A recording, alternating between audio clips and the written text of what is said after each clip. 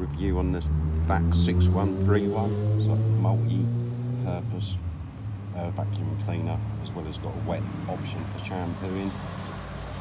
The actual Hoover itself, for the hoovering part, is pretty good. It's got a really good powerful motor. It's quite low rated motor, but it works really well. As long as you clean the filters and change the bags, it just consistently keeps on going.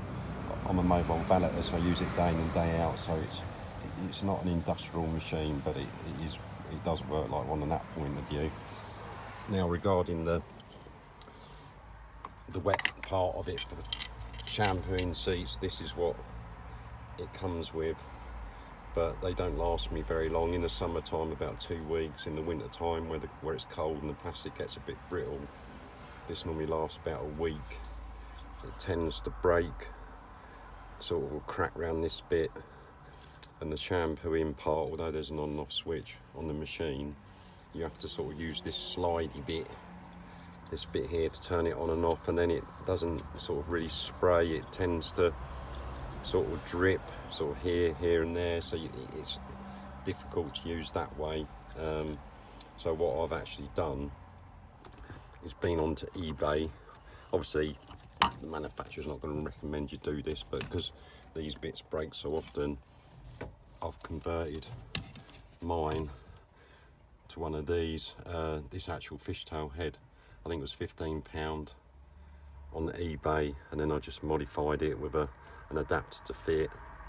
And then obviously the only other thing that you have to do, the hose is a lot smaller to the end, where that's a lot bigger, so I've just had to modify that to fit on there. And then this actual fishtail, yeah, it's lasts for months.